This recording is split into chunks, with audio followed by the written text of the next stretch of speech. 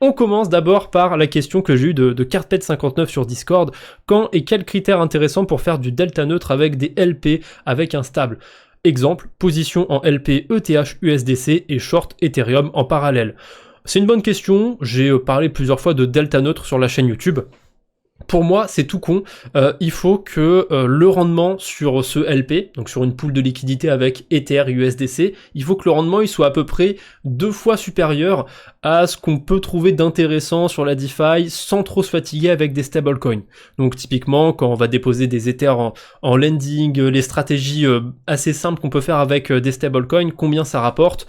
Je sais que sur Pendle, je peux aller déposer des stablecoins et générer 10% d'intérêt. Donc j'estime que à partir de 20, 25, 30% d'intérêt, ça peut être intéressant de faire du delta neutre sur ce genre de position.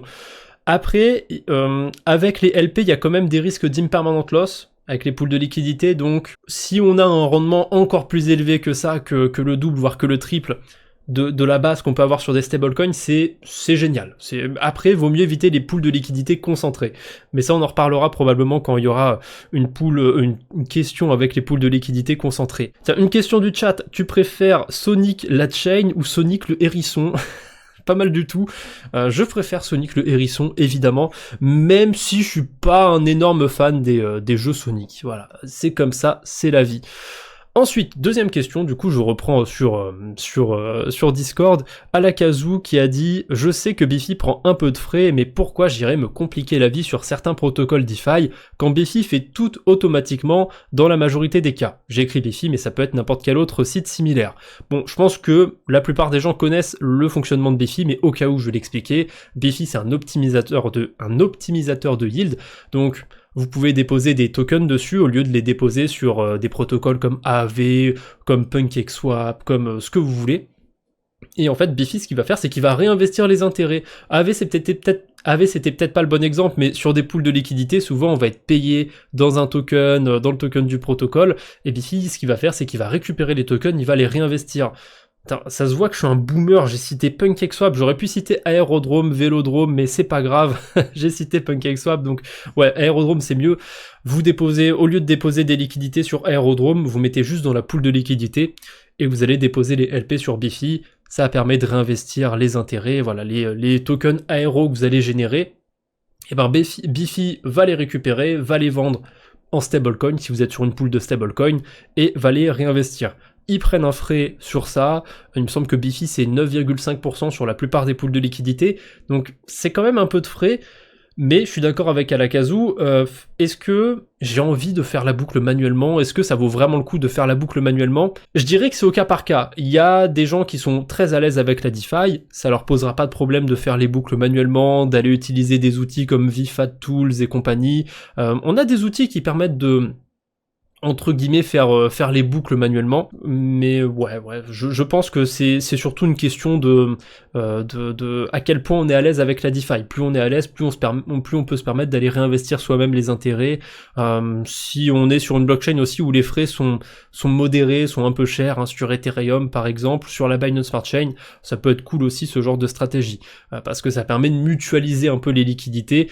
Et à l'époque où les layer 2 comme Arbitrum, comme Optimism, à l'époque où les transactions coûtaient 1 ou 2 dollars parfois pour être passées, c'était intéressant aussi cette alternative. Aujourd'hui, c'est un peu moins intéressant Bifi, mais c'est cool, ça automatise les choses, ça simplifie la vie. Donc on peut sacrifier un petit peu de yield pour être plus tranquille. Tiens, on parle d'APR, donc Friendship qui pose la question, les gros APR, c'est risqué?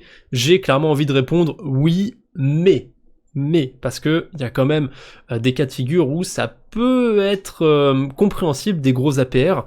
Donc là sur Pendle on a un rendement à 2170% par exemple sur le IBGT, 1294 sur le token MPendle.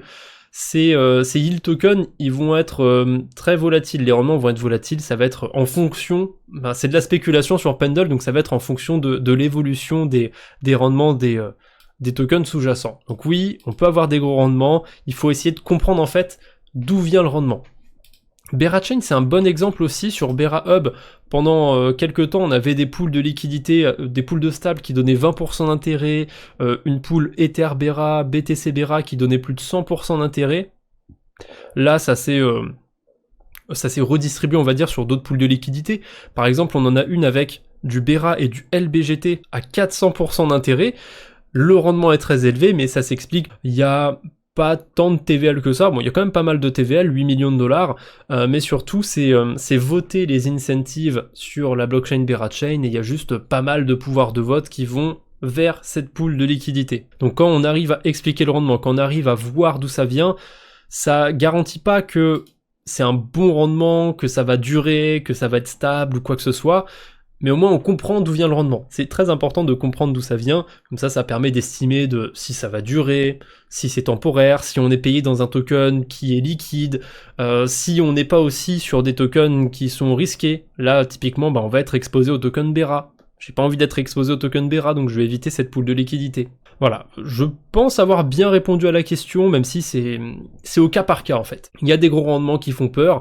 Typiquement, quand vous allez sur un site, s'il vous propose de générer 1% d'intérêt par jour, fuyez. Il y a très peu de chances que ce soit légitime comme affaire, mais si vous avez 50% d'intérêt sur une pool de liquidité avec des stablecoins, eh ben c'est peut-être juste que ça va pas durer. Peut-être que y a une blockchain qui suit par exemple, qui distribue des tokens SUI, qui distribue peu importe, un protocole qui distribue des tokens pour donner envie aux gens de déposer des liquidités, et ça va finir par se tasser.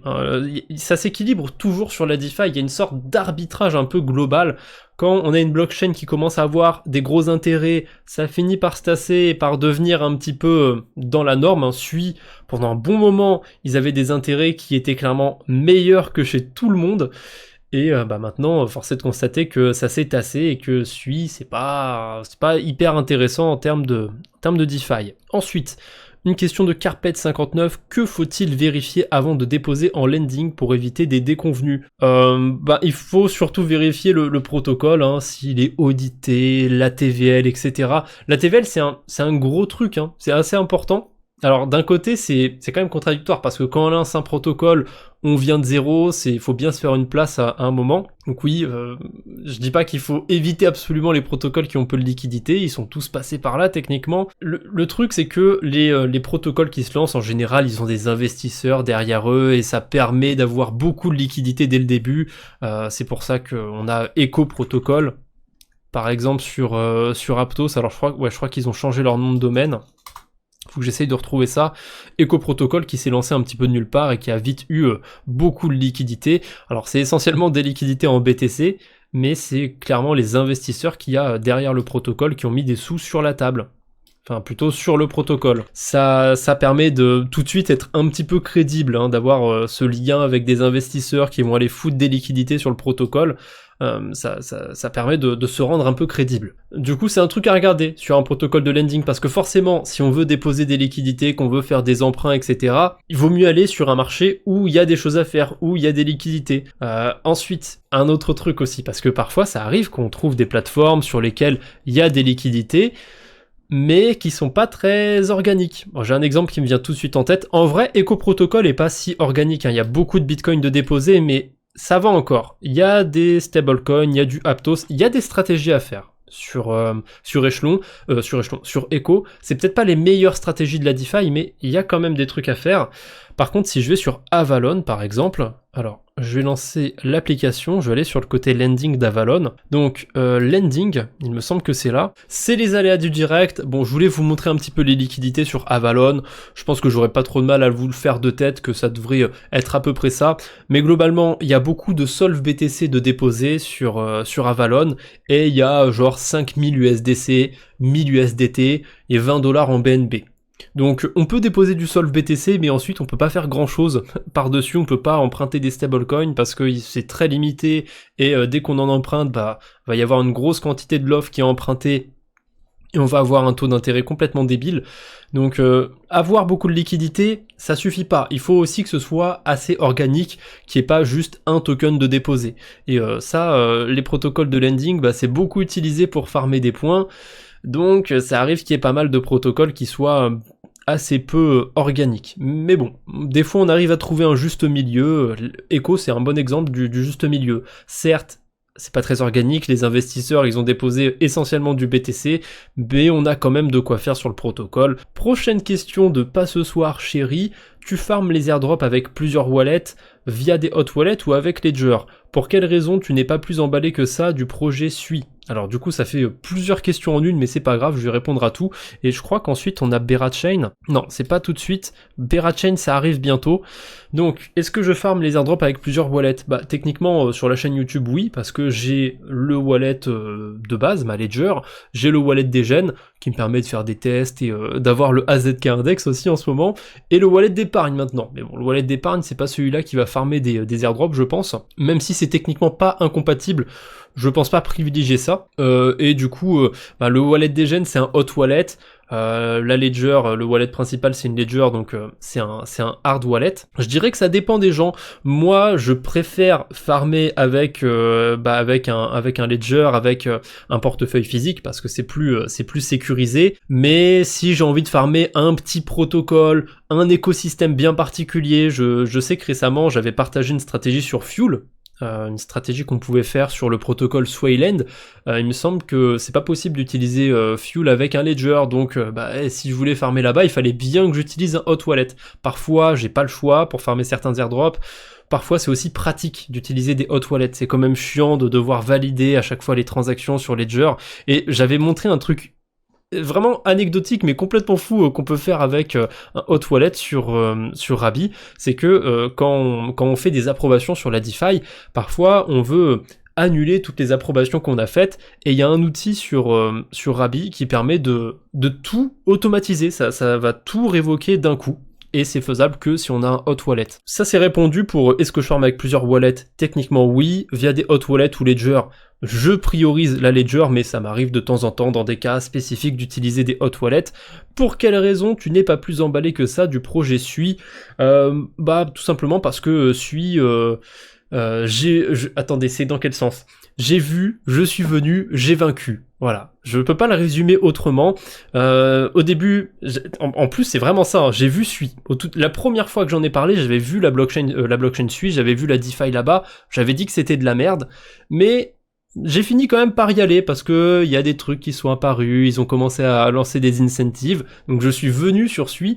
Et j'ai vaincu, voilà, j'ai farmé tous les gros airdrops sur Sui, j'ai fait des rendements de zinzin sur Sui. J'estime que j'ai bien roulé ma bosse dessus, et là je passe juste à autre chose, parce que c'est comme ça, mais sur la DeFi je trouve que c'est très mercenaire, et que c'est rare les écosystèmes qui arrivent à tenir sur le temps. Il y a beaucoup de projets qui sont là, qui ont des promesses, qui ont des jolies promesses, ça donne envie d'y croire, mais je sais pas, les blockchains qui sont spécialisés dans le fait de faire plein de transactions, je ne sais quoi, d'être super rapide, je sais pas, j'ai du mal à voir l'intérêt. Il y a beaucoup de fantasmes, c'est pas si utilisé que ça la blockchain Sui, il y a vraiment peu de monde qui s'intéresse à la blockchain Sui. Pendant un moment, quand je faisais des vidéos sur l'écosystème Sui, ça faisait 2-3 fois moins de vues que les autres vidéos que je faisais, genre les vidéos d'actualité et compagnie, les quadbos sur la DeFi.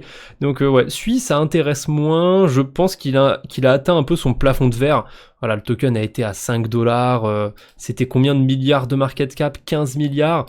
Je trouve que l'écosystème est trop peu utilisé pour justifier une telle valorisation. Enfin, franchement, j'ai pas l'impression qu'il y ait grand monde qui utilise Sui, et j'ai pas l'impression que ça va révolutionner, je sais pas, des cas d'utilisation dans la vie réelle ou je ne sais quoi. Mais je suis pas un gars très tech, hein, je suis très mercenaire. Hein. Moi, je viens surtout farmer sur la DeFi. Et voilà, j'ai vaincu. Il y a plus grand chose à farmer d'intéressant maintenant sur la DeFi, donc next, je passe à autre chose. J'avoue, j'espère qu'il y aura une Aptos Season quand même cette année. Ah, c'est les concurrents de Sui, donc forcément. Mais oui, les débats aussi de tech. Sui, c'est mieux qu'Aptos, blablabla. Je m'en bats les couilles. Les deux écosystèmes fonctionnent bien, donc ok, c'est cool. Il y en a un qui permet de faire des transactions plus rapidement ou je ne sais quoi, qui a un meilleur temps de réponse. Il y en a un qui est plus modulaire. C'est plus facile de coder dessus. Je m'en bats les steaks. Si les deux écosystèmes sont faciles à utiliser, c'est tout ce qui me suffit. C'est tout ce dont j'ai besoin. Là, je pense que j'ai bien répondu sur Sui, même si je pourrais peut-être chercher et m'étaler encore sur le sujet, mais ouais, je vois juste plus d'upside. Désolé, je parle en anglicisme un peu, mais je vois pas comment Sui peut aller plus loin en fait que ce qu'il a fait. Déjà, les 5$, je m'attendais pas à ce que ça arrive. La preuve, hein, j'avais vendu mes tokens SUI avant, mais ensuite, moi, c'était la limite des 10$. C'est comme Phantom en 2021. Phantom, j'y avais cru en 2021, les 10$, c'est pas arrivé. SUI, ça n'arrivera pas. Pareil, Tao, ça n'arrivera pas, les 1000$. Ensuite, on a la question de The Gitoon sur YouTube. J'ai beaucoup de mal à trouver du contenu qui explique / vulgarise le fonctionnement des CLM Vault sur Bifi. Tiens, encore une question sur Bifi Finance. Si on pouvait en parler en live, ce serait top. Et aussi revenir sur les mécanismes qui permettent de farmer sur des tokens sans s'y exposer, delta neutre, emprunt pour placer en LP et compagnie. Bon, ça, j'ai fait un gros tutoriel sur le delta neutre, donc je sais pas s'il y a particulièrement besoin que je revienne là-dessus, mais je vais répondre au moins à la première question qu'il y a dans ce post. Enfin, c'est pas vraiment une question, vu qu'il n'y a pas de point d'interrogation techniquement, mais comment ça fonctionne les vaults sur Bifi autour des liquidités concentrées. C'est pas hyper compliqué. Il n'y a pas que Bifi d'ailleurs, hein, qui a des vaults de liquidités concentrées. On a des protocoles qui viennent manager nos liquidités. Donc les pools de liquidités concentrées, c'est des pools qui ont une particularité, c'est qu'on va choisir les prix auxquels les tokens vont s'échanger. Je vais donner un exemple simple. Si je me mets sur une pool Ether USDC, je peux choisir d'échanger uniquement ces tokens entre un prix de 1800 USDC par Ether à 2400 USDC par Ether. Donc ça veut dire que si le prix d'Ethereum descend en dessous ou va au-dessus de ces deux valeurs, mes liquidités, enfin je serai plus dans la range comme on dit, je serai plus dans la fourchette de prix, donc je ne vais plus générer de frais, mes liquidités ne seront plus à contribution. Et du coup ce que va faire un outil comme celui de Bifi Finance, décidément il a fini par charger, il a pris beaucoup de temps mais il a fini par charger, donc on a des CLM pools. Ce que va faire Bifi Finance, c'est qu'il va venir rebalancer les liquidités dès que ça va s'éloigner un petit peu trop, dès que ça va se rapprocher d'un des bords de la fourchette. Donc je reprends mon exemple avec Ethereum. Ce serait bien d'ailleurs que je mette une pool Ether USDC pour imager ce que je raconte. Voilà. Si je dépose sur la pool de Vélodrome Ether USDC, je reste sur le cas de figure 1800-2400$, et bien si ça descend vers 1800$, Bifi Finance va réorganiser, réarranger les liquidités, rebalancer la position pour que je continue de générer des frais. Bifi, ils ont un truc complètement automatisé. Si on va sur Gamma par exemple, on peut choisir un petit peu plus ce qu'on veut faire, si on veut avoir des fourchettes de prix assez serrées, si on veut des trucs un petit peu plus larges. Bifi, en fait, il a un vault qui va tout faire pour vous. Vous n'avez pas à vous emmerder à choisir à quel prix ou quoi que ce soit. En fait, Bifi va sélectionner lui-même la range, la fourchette de prix. Donc actuellement, il est entre 1575 et 2126$ par Ethereum sur cette pool de liquidité, sur la blockchain Mod. Et on peut voir le graphique du prix d'Ethereum. D'ailleurs, c'est déprimant de le voir à 4000$ il y a quelques mois seulement. Mais bon, on est plus fort que ça, on va pas se laisser abattre par des simples chiffres. Donc, je sais pas si on verra bien sur l'écran, mais on a le graphique qui fait c'est une ligne blanche, hein, bêtement, qui évolue au fil du temps. Et autour de cette ligne blanche, on a des sortes de petits rectangles colorés, et ça correspond à la range, à la fourchette de prix qui va être mis sur cette pool de liquidité. Et on voit qu'en fonction de la volatilité du prix d'Ethereum, eh bien c'est réarrangé, ça redescend, ça remonte. Bon là c'est surtout descendu ces derniers mois, on va pas se mentir, mais voilà, ça s'adapte avec le temps pour rester le plus possible proche du prix d'Ethereum pour continuer de générer des frais. Par contre, faites attention, les pools de liquidités concentrées, surtout ce genre de vault, ça a tendance à générer pas mal d'impermanent loss, parce que le fait de rebalancer, etc., on va pas rentrer dans les détails, mais certes, ça génère plus de frais que des pools classiques, mais ça génère des impermanent loss, des permanent loss aussi. Donc c'est pas parce qu'on a 84% d'intérêt sur cette pool de liquidité qu'on va forcément bien s'en tirer.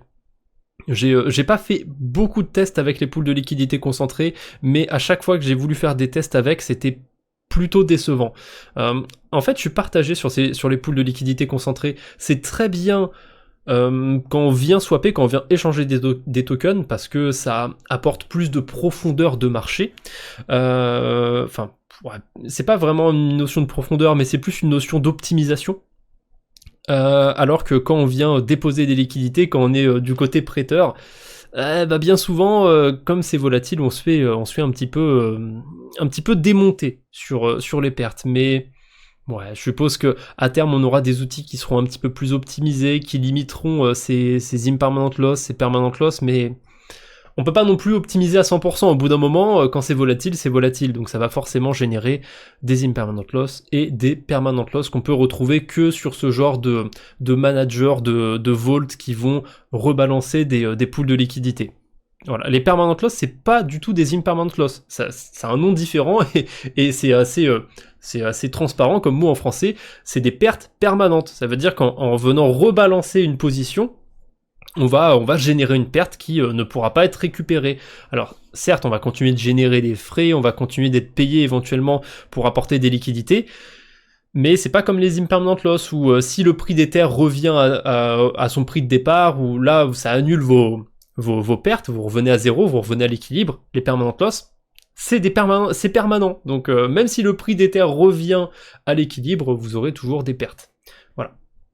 C'est comme ça, c'est la vie. Et il n'y a pas de délire il y a des permanent loss qui s'équilibrent ou quoi que ce soit. Non, si ça s'équilibre, c'est des impermanent loss. Donc je pense avoir répondu pour la question autour de Bifi Finance. Là, je m'attaque à un gros morceau, je pense que je vais en parler pendant au moins 15-20 minutes. Bon, ça tombe bien, là il n'y a pas beaucoup de questions sur le chat, c'est plutôt calme, donc je peux m'attarder dessus. Comment je compte farmer Berachain en détail? Déjà je vais exposer ma temporalité. Tiens, j'ai mon ardoise magique sous la main. Je pense qu'on peut faire une frise chronologique. Ouais. Je pense que vous avez jamais vu ça. Je vais faire une frise chronologique. Alors, donc on va faire une flèche, hein. Tac. Jolie flèche. Il y a 3 événements marquants sur cette flèche chronologique. Donc on a le présent, c'est le premier événement marquant, c'est le présent. On a le 10 avril, ou le 12, je m'en souviens plus, mais on va dire le 10 avril. Et c'est quand la libération déjà de Boyko? Bon, c'est début mai. On va mettre début mai. Hop, je note les dates. Maintenant, je note les événements au-dessus. Donc ça, c'est aujourd'hui. Le présent, c'est aujourd'hui. Ensuite, on a les déblocages. Je pourrais le faire sur Paint aussi, mais c'est plus marrant de le faire à la main et de vous montrer une ardoise magique. Hop, les déblocages de Boyko et les déblocages des Vaults. Et puis j'aime bien garder un petit peu d'écriture manuelle. Parce que je suis plus à l'école ou quoi que ce soit, donc je perds un peu l'habitude d'écrire, j'aime bien garder un petit peu d'écriture. Alors, regardez-moi ça, ma belle frise chronologique. Donc, nous... Ah merde, c'est cette main-là. On est aujourd'hui. Aujourd'hui, c'est le 1er avril. Voilà, j'espère que vous avez mangé du poisson. Même si c'est pas vendredi.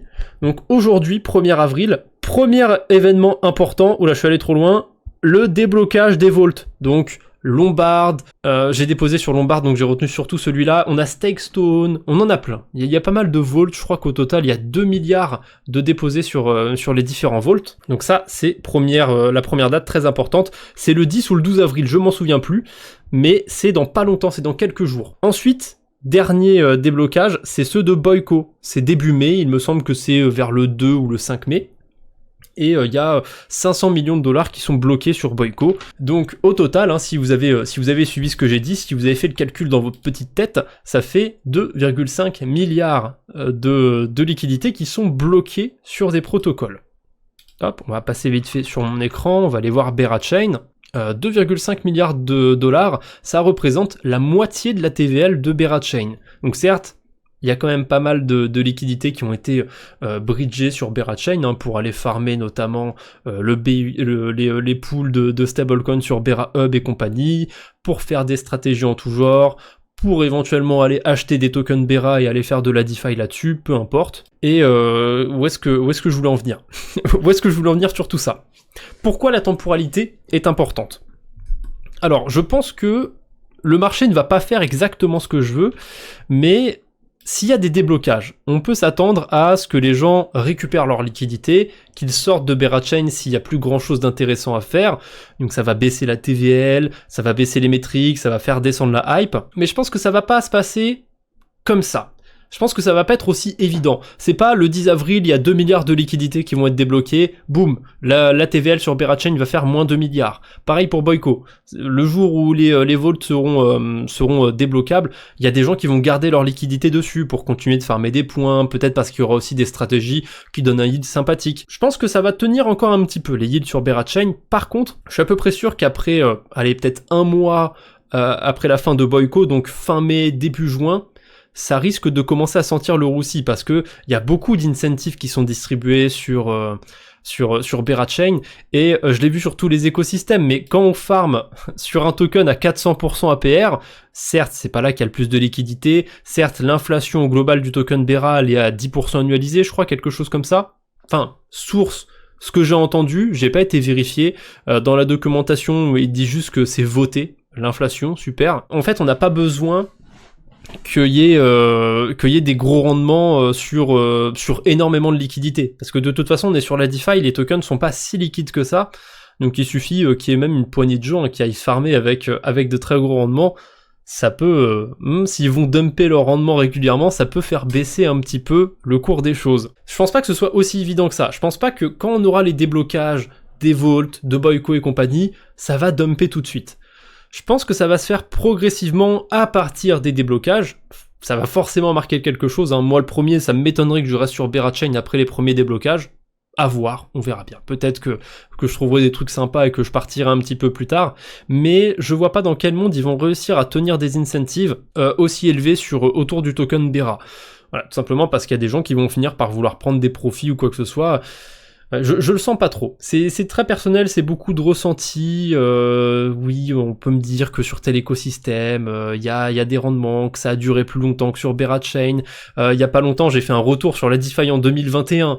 Il y avait des protocoles avec 1 milliard de TVL sur une pool de stablecoin, sur une seule pool, et il y avait 50% APR.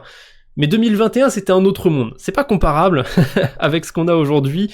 Quand je vois tout ce qui est passé en 2022, 2023, 2024, Berachain, c'est un peu une anomalie, et les anomalies, ça tient pas. Sur la DeFi, ça finit toujours par s'équilibrer, par s'arbitrer, et je pense pas que les yields vont rester élevés longtemps sur toutes ces poules autour de Bera.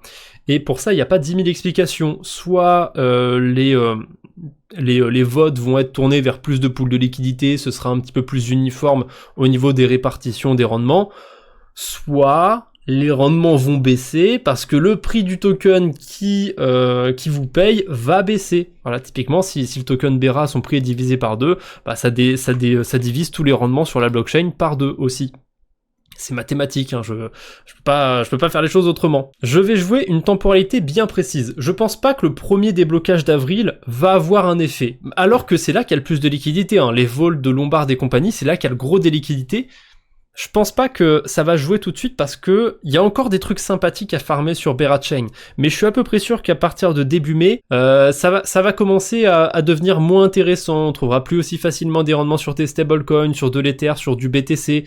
En plus de ça, on a Infrared qui détient une énorme partie du pouvoir de gouvernance et qui peut choisir un petit peu où est-ce qu'ils foutent les incentives.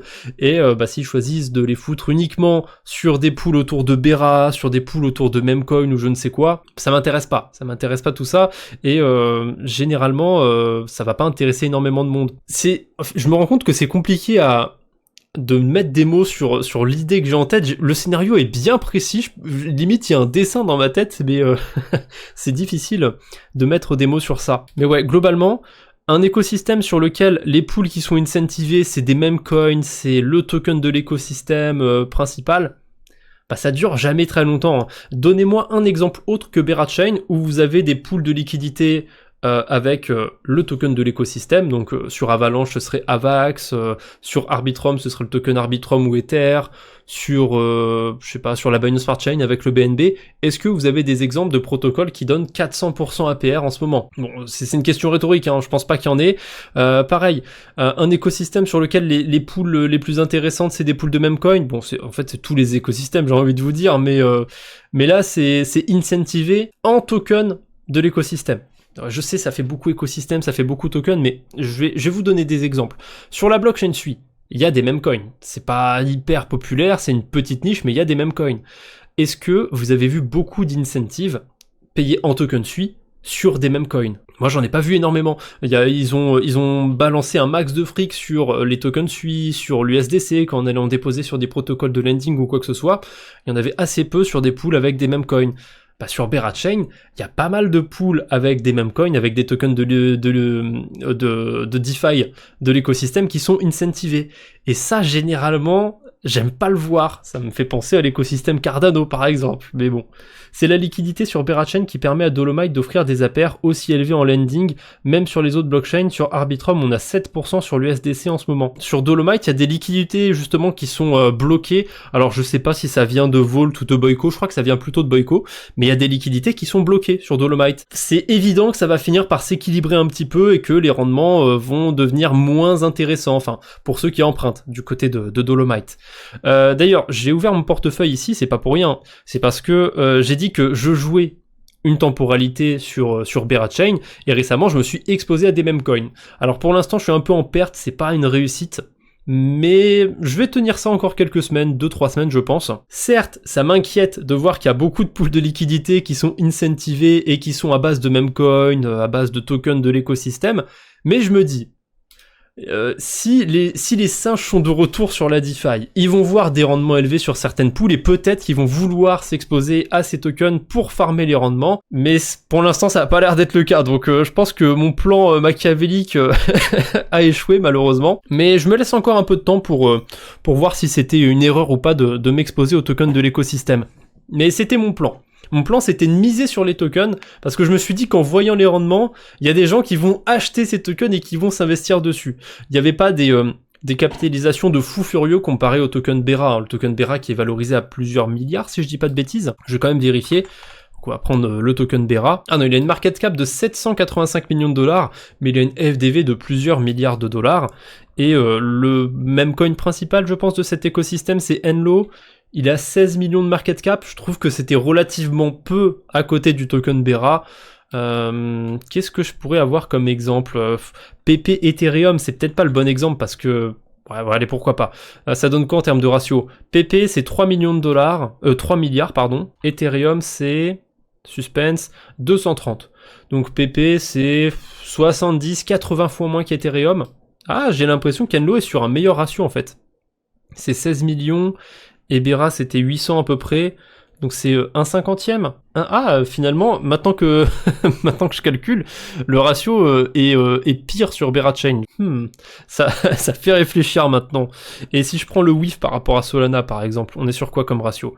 420 millions de dollars, et Solana, on est sur 64 milliards. Ouais, donc là on est à un ratio de plus de fois 100. Mais est-ce que le WIF c'est le plus gros meme coin sur Solana? C'est peut-être le Bonk? Ouais, c'est le Bonk. 900 millions de dollars, quasiment 1 milliard. Solana, 64 milliards. Donc il y a un rapport de x64. Un Enlo, c'est un rapport de x50 plutôt. Donc ça a tendance à se tasser un petit peu, à baisser ce rapport. Les mêmes coins valent un peu moins sur les gros écosystèmes par rapport aux tokens de référence. Donc si ça va dans ce sens-là, il fallait peut-être pas s'exposer au même coin de l'écosystème Berachain. Finalement, je viens de me rendre compte que je n'avais pas étudié mon plan assez fortement. J'avais juste fait le singe en me disant, il y a rendement élevé, égale spéculation, égale je tente la spéculation. J'avais peut-être pas poussé assez l'analyse. C'est pas grave. C'est pas une science exacte, c'est pourcentage, c'est volatile de toute façon, mais j'avais pas fait le calcul. Maintenant ça met les choses un petit peu en perspective. Bon, on verra bien. Maintenant, dernier point de la temporalité, c'est les derniers déblocages sur Boyco. On sera début mai à ce moment-là. Je pense que Berachain aura du mal à tenir autant d'incentives, des incentives aussi élevés jusque-là. Il y a des chances que ça se tasse bien, soit parce que il y a moins de liquidité sur la blockchain, soit parce que le prix du Bera a baissé. Je sais pas, en fait, je vois pas comment l'activité, comment la TVL, comment le prix comment tout ça peut monter. J'arrive pas à mettre des mots là-dessus, j'arrive vraiment pas à mettre des mots là-dessus, mais juste quand je vois Berachain, je me dis non. Je me dis juste non, ça peut pas marcher. Il y a quelque chose qui va pas. Et pour l'instant, là, ça plafonne à 5 milliards de TVL. Voilà, les rendements étaient très sympathiques au début. Il y avait les pools de stablecoin sur Bera Hub. Maintenant, les incentives, ils sont en train de se déverser sur des pools moins intéressantes. Voilà, je pense que les gens vont commencer à sortir petit à petit de Berachain. Mais bon, je suis pas les gens. Peut-être qu'il y a que moi qui vais sortir petit à petit de Berachain. On verra. Je me rends compte que j'ai pas mal parlé du sujet, mais que finalement c'est peut-être aussi flou qu'au début. Donc dites-moi dans le chat si je suis nul ou si vous avez compris un petit peu mon plan. Mais globalement, tant qu'il y a des trucs sympathiques à farmer sur Berachain, je reste avec mes stablecoins ou avec de l'Ether ou quoi que ce soit. Mais m'exposer au token Bera, même pas en rêve. Déjà, rien que sur les tokenomics, je l'ai pas abordé ça. Mais il y a une inflation qui est votée, mais qui peut techniquement être infinie. Il n'y a pas de quantité maximale de tokens Bera. Juste sur ça, oui, c'est le cas d'Ethereum, il me semble. Mais mais Ethereum a un système de déflation, il y a un système qui équilibre, et il est pas très inflationniste, on n'est pas à 10% sur Ethereum, donc ça va. Il va se passer combien d'années avant qu'il y ait 2 fois plus d'Ether en circulation? Il va se passer des dizaines d'années. Moi, je pense que je dis pas de bêtises, il va vraiment se passer des dizaines d'années, donc ça laisse beaucoup de temps. Pour Berachain, il va pas se passer des dizaines d'années. Puis il y a des tokens qui sont bloqués et compagnie, donc... Eigen aussi, il y a une offre maximale infinie, je savais même pas.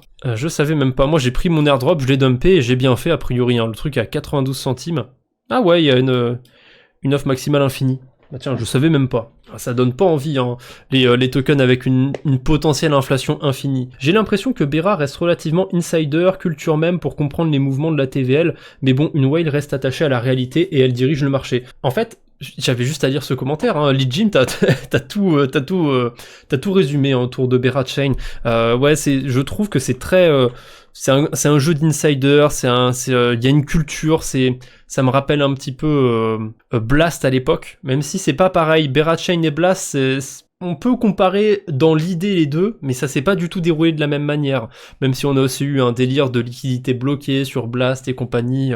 Blast, ça a très bien marché pendant un moment. Et quand ils ont lancé leur écosystème, ça avait bien démarré. Mais voilà, l'airdrop est tombé et ensuite, Blast est tombé. Blast est tombé en désuétude. La TVL, c'était un peu comme Berachain, hein, c'est monté très vite, très haut. Ça a plafonné.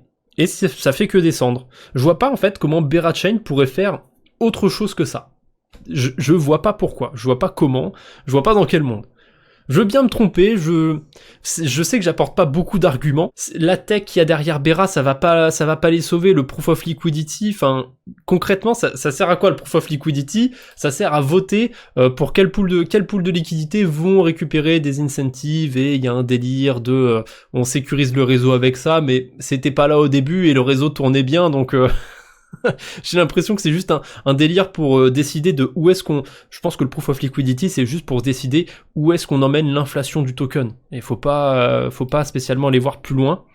Et encore une fois, il y a un gros problème. Il y a Infrared. Infrared, ils ont 1 milliard de TVL. Quand vous farmez dessus, au lieu d'avoir des BGT, c'est des IBGT, donc ça va directement dans la poche d'Infrared. Certes, il y a un système d'unstaking et compagnie, mais quand vous êtes payé 285% APR, vous n'allez pas unstaker. A priori, il y a 4 millions de IBGT. Je sais pas combien il y a de BGT au total. Est-ce que on a le chiffre sur CoinGecko? Berachain Governance Token. Non, on l'a pas. Peut-être qu'on l'a sur... ah bah tiens, on peut le voir. Il y a 6,8 millions de tokens BGT. Et Infrared, ils en détiennent 4,4 millions. 2 tiers du supply. J'ai même pas besoin d'expliquer. Je pense que le problème, il est visible. Ils ont 2 tiers... du pouvoir de gouvernance. Ils décident tout. Voilà, point barre. Bienvenue sur la blockchain Infrared. À partir du moment où il y a une entité qui fait la pluie et le beau temps sur les incentives, bon, ça va durer pendant un temps, mais bon, on verra ce que ça donnera, Bera, mais... je sais pas. Pour moi, c'est plus une bonne opportunité, mais pas à la hausse. Mais il y a quand même... Moi, je vois quand même une bonne opportunité. Je vais juste vous montrer un token. Voilà, je prends au pif le Melania, mais j'aurais pu en prendre plein d'autres. Vous voyez le graphique du Melania? Attendez, mais non, je suis con. Je vais prendre Blast. Vous voyez Blast? Attendez. Je vais dézoomer. Hop. Imaginez Blast quand on était là. Le truc a été divisé par 10 en termes de prix. Bera n'a pas encore été divisé par 10. Je dis pas qu'il faut shorter, mais s'il baisse... quand même, on est content d'être là. Bref, on en reparlera. C'est une question, c'est la petite question de qui a le plus gros zizi, qui aura raison, qui aura tort. J'ai mon portefeuille, je le fais bouger dans mon coin. Si j'ai raison sur mon pari, tant mieux. Si j'ai tort sur mon pari, bah tant pis, hein, j'assumerai. Hein. je perdrai des sous, mais pour l'instant j'ai pas encore shorté Bera, je suis sûr que je finirai par le faire. Bref, je suis parti dans tous les sens pour Bera Chain, mais je vais résumer très clairement en quelques étapes ce que je vais faire. Mois d'avril, je spécule un petit peu sur les mêmes coins de Bera Chain, on verra si ça marche pas. Je continue en parallèle à farmer sur Bera Chain. D'ailleurs, va falloir que je change de stratégie. Je pense que je vais emprunter des stablecoins par-dessus mes Ethers sur Dolomite parce que ça coûte que dalle à emprunter les stablecoins et que là ma stratégie elle est pas rentable. Sur le mois d'avril, c'est pas impossible que j'ouvre un short sur le token Bera. Je verrai. J'aime pas ouvrir un short quand un token est déjà en train de baisser. Donc comme il a baissé récemment Bera, je vais pas le faire tout de suite. Je vais attendre un petit peu, on verra. Peut-être que je le ferai pas, mais c'est dans mes plans d'envisager ça. Dès que je récupère mes liquidités sur le Vault en avril, sur le Vault de Lombard, je vais foutre autre chose avec. J'ai une petite idée peut-être sur la Binance Smart Chain de ce que je pourrais faire avec, mais je suis pas fan de la BSC, donc on verra si je pars là-dessus ou si je pars sur autre chose, ou si je fais bêtement du lending sur AAV. Sur AAV, on peut déposer du LBTC, je pourrais faire du lending. Ouais, bah c'est pas le sujet.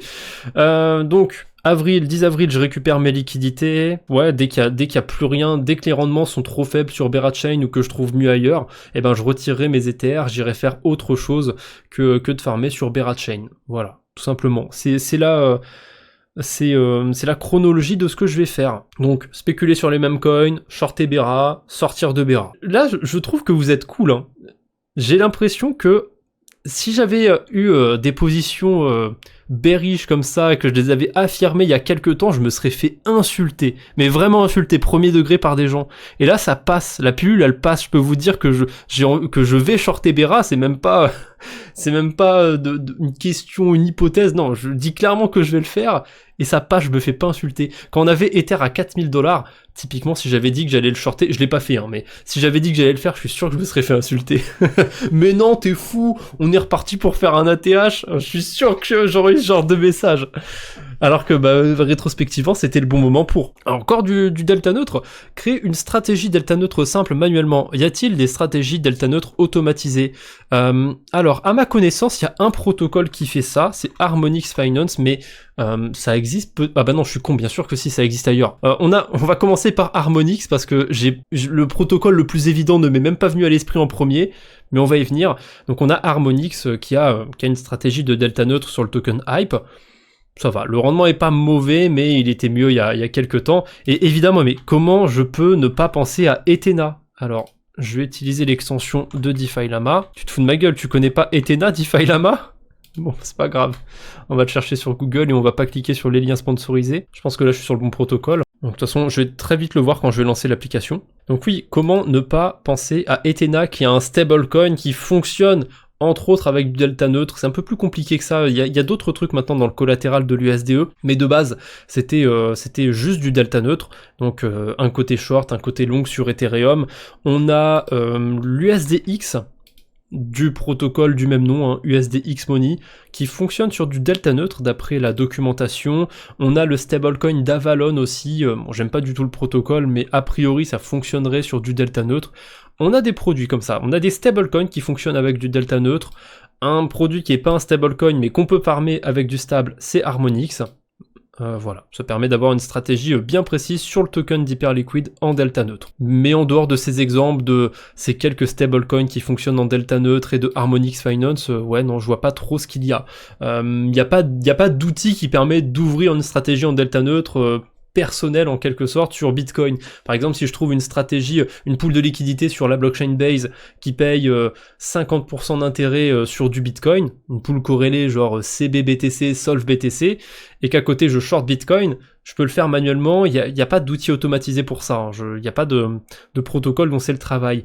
Et Contango, on peut techniquement faire du delta neutre sur Contango, parce qu'on peut ouvrir des longues et on peut ouvrir des shorts, comme sur tous les protocoles de trading. Et oui, on peut essayer de trouver une position short et longue sur Contango où on est payé des deux côtés, parce que Contango, on peut faire du trading dessus en venant utiliser des protocoles de prêt d'emprunt. Et si j'arrive à être payé en déposant de l'Ether et à être payé en déposant des stablecoins et en shortant et en pariant à la hausse sur Ethereum, oui, il y a moyen de faire du delta neutre avec Contango, mais c'est pas vraiment automatisé. Enfin, va falloir faire des trades soi-même, donc Je pense que j'ai répondu à la question. Hein. Prochaine question de Nathalie5003. C'est pas un code postal belge ou québécois, ça? Hello, je vois que c'est demain à 21h, alors j'envoie tout ce qui me vient. Ah, il y aura plusieurs questions. Quel rendement peux-tu atteindre en DeFi sans faire des boucles à tout va et sur des stables? Je vais répondre directement à cette question. Ça dépend. Ça va dépendre de dans quelle phase de marché on est. Typiquement, tout à l'heure, j'avais parlé de l'épargne sur le portefeuille de la chaîne YouTube. Sur le mois de mars, j'ai généré 4% APR sur l'épargne, mais en début février, quand j'ai lancé cette épargne, sur tous les protocoles sur lesquels j'ai déposé, il y avait 10% d'intérêt un peu partout. Donc c'est très volatile les rendements sur la DeFi.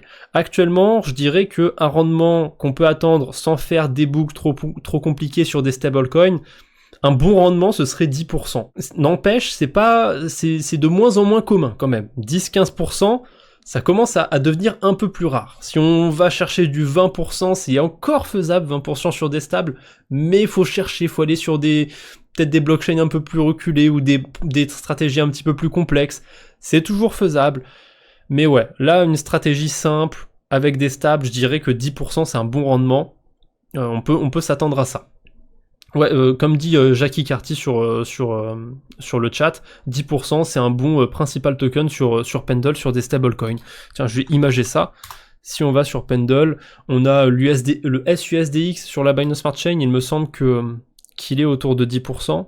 Voilà, si je mets stablecoin, on a le ASUSDF sur la Binance Smart Chain à 12%, 13%, le SLVL USD à 13% aussi quasiment sur Ethereum, le SUSDX à 12%, bon, on a même un petit peu plus de 10, mais voilà, j'aime bien arrondir, j'aime bien avoir des chiffres ronds, allez, si on veut une fourchette, on peut dire 10-12%, c'est ce qu'on peut venir chercher sur du stable en ce moment. Et ce que j'aime bien aussi avec les principales tokens de Pendle, certes, on va mettre de côté les points, dans les cas en tout cas où on peut farmer des points, mais on va s'assurer du yield pendant parfois plusieurs mois, et ça, c'est cool. Si je prends l'exemple de Sonic, on a le AUSD d'AAV, on peut sécuriser 9% d'intérêt avec AAV, et Pendle aussi évidemment, mais pendant 134 jours. Et ça, je trouve que c'est quand même plutôt craqué de sécuriser un rendement pas dégueu sur 134 jours. C'est pas faisable sur tous les protocoles. Donc j'aime beaucoup les principales tokens de Pendle. C'est quand même tentant de toucher à beaucoup de pools. Je rappelle quand même un truc, faites attention à pas trop vous exposer à un protocole, à pas mettre trop de liquidité au même endroit. C'est jamais, s'il y a un hack sur Pendle, je pense que j'aurai un peu les boules de mon côté. Il y avait une autre question dans la question, quelle particularité de la DeFi intéresse la TradFi, la finance traditionnelle aujourd'hui? Merci. Alors, ça va être, ma réponse va être quand même subjective, hein, ça va être mon interprétation, je travaille pas dans un cabinet de finance tradi ou quoi que ce soit, c'est mon avis de farmer de DeFi, mais quand on va dans la catégorie Real World Assets sur DeFi Lama, on se rend compte que ce qui marche le plus, ça va être... mince, c'est pas là les catégories, c'est là.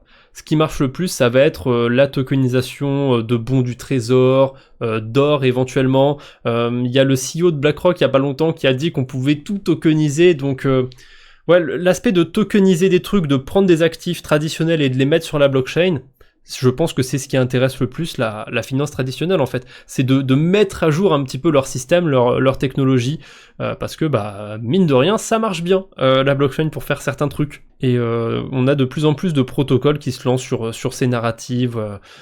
Ethena par exemple, ils ont lancé un produit qui tokenise des bons du trésor. BlackRock ils ont leur fonds tokenisé aussi, on-chain. Ondo Finance ils ont ça. Usual, j'aime pas trop le citer comme exemple, mais Usual aussi existe.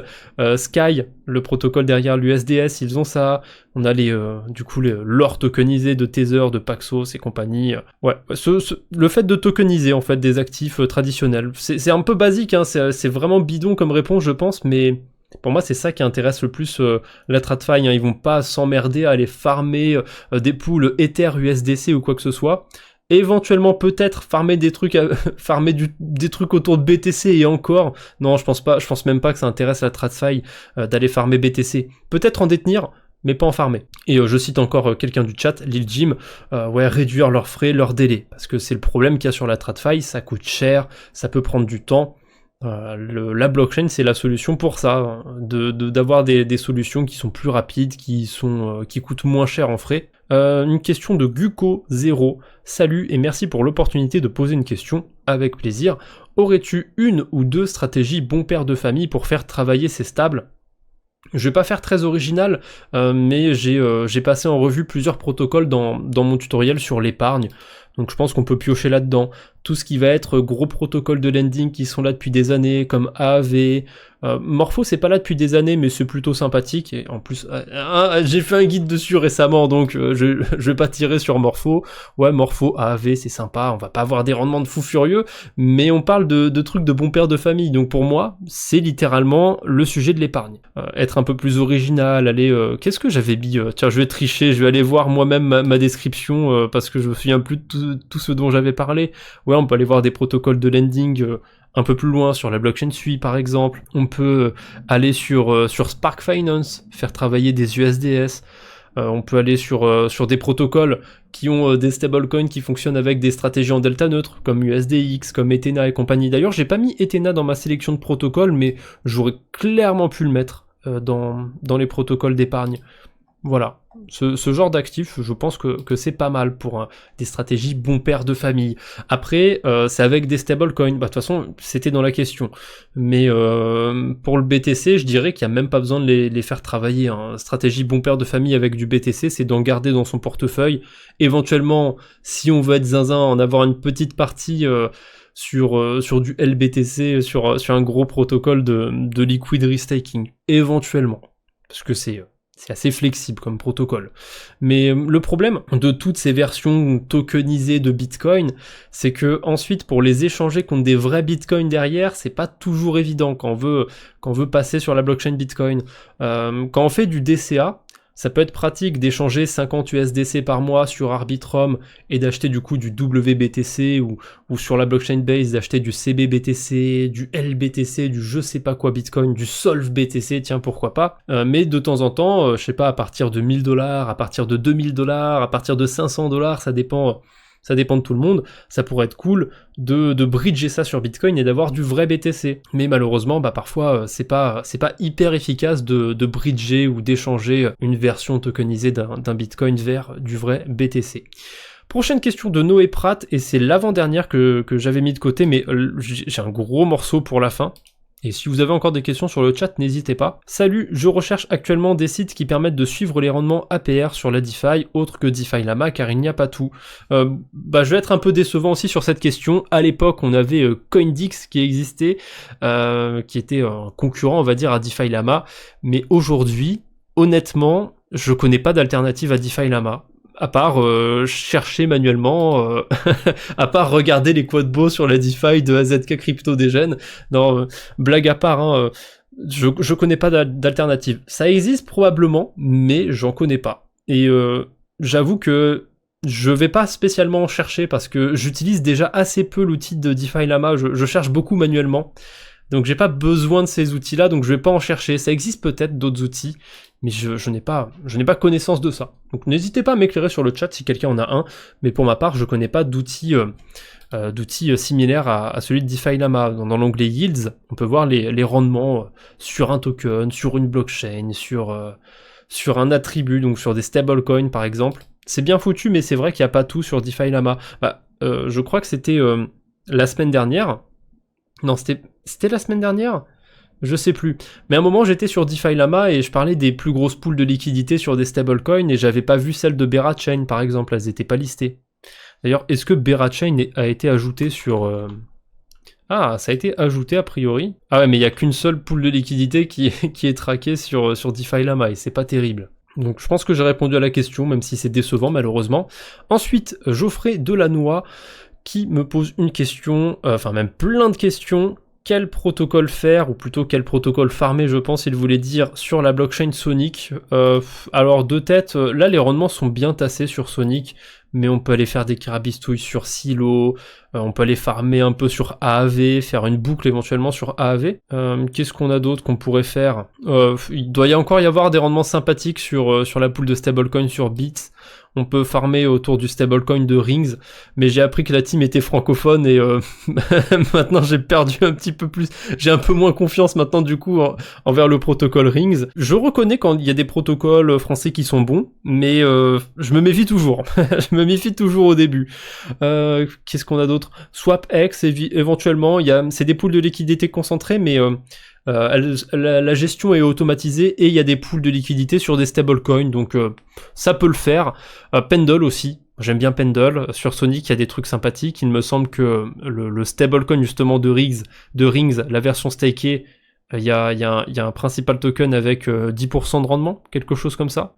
Euler peut-être des trucs de prêt d'emprunt à faire, mais je trouve qu'on fait vite le tour de la DeFi sur Sonic, malheureusement. Je me suis vite lassé de ce qu'il y avait sur Sonic. As-tu mint le NFT Human mis en avant par Cryptomage? Ça me dit rien, donc non, je l'ai pas minté. Concernant Base, as-tu participé à Talent Pass pour les rôles de développeur? Que fais-tu pour le farm? Je ne le farm pas parce que tout ce qui est développé et compagnie, c'est pas pour moi. Le code, c'est pas pour moi.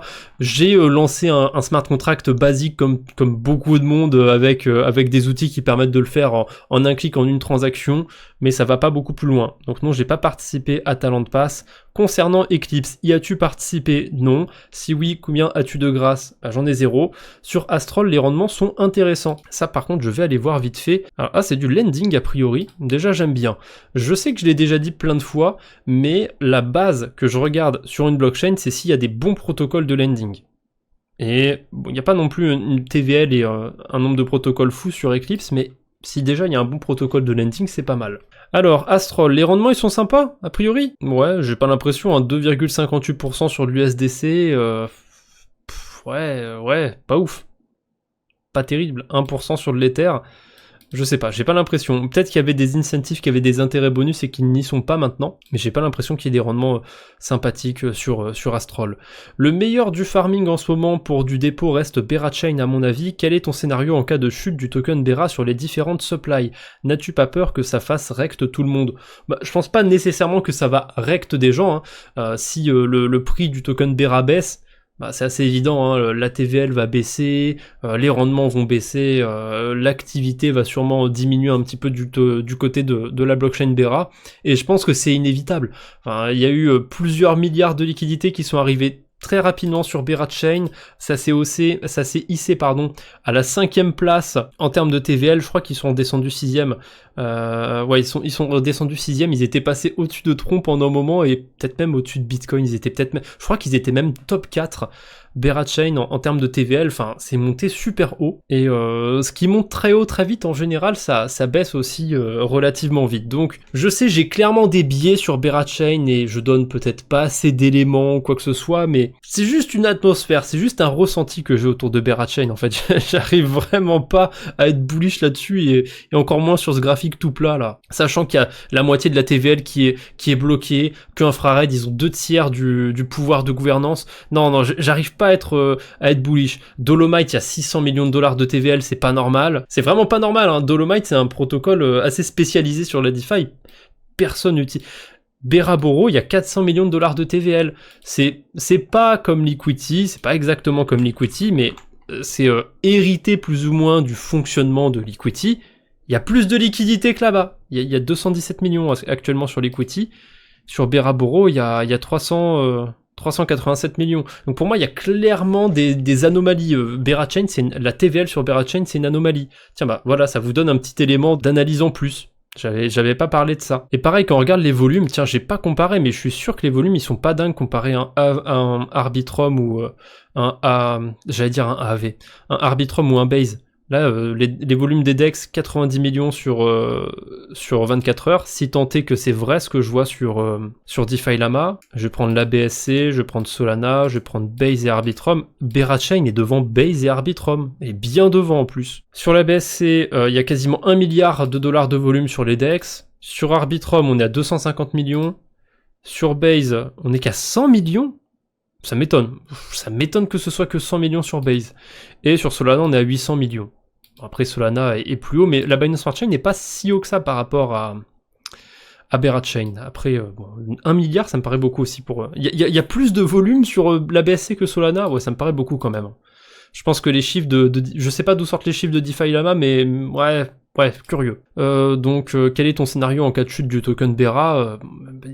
J'ai donné mon scénario tout à l'heure, voilà. Farmes-tu encore activement des protocoles? Voilà quelques idées de questions. Bah, merci pour toutes les questions, et je peux montrer mon portefeuille, hein. Il y a encore un truc que je farm, assez activement parce que je suis trop exposé à ce protocole, mais à partir du mois d'avril, je pourrais l'être un peu moins, c'est Lombard. Voilà, je suis beaucoup exposé au protocole Lombard, je le farm assez agressivement avec le portefeuille de la chaîne YouTube. Sinon, Dolomite, l'airdrop arrive, d'ailleurs, ils prennent leur temps, ces bâtards. L'airdrop arrive. Ouais, est-ce qu'il y a des trucs que je farm en particulier? Je vais tricher encore, je vais prendre le track. Ah, Asterus et USDX aussi sur la Binance Smart Chain, j'aime bien farmer autour des stablecoins. Sinon, qu'est-ce que j'ai mis d'autre? Jumper, je l'attends un peu aussi, comme je suis persuadé qu'il va y avoir un airdrop, je l'attends. Mais on verra. Peut-être que ça n'arrivera jamais. Bebop, j'attends aussi, mais je dois être le seul à l'attendre, je pense. Allez, je ne vous embête pas plus pour ce soir. On se retrouve mardi prochain. Je sais pas encore quelle thématique on arborera. Quelle thématique on abordera mardi prochain. Mais je trouverai quelque chose. Je trouve toujours quelque chose. Et là, ça va faire 2h30 de live. Ouais, faut vraiment que je coupe. Allez, salut tout le monde et à la prochaine.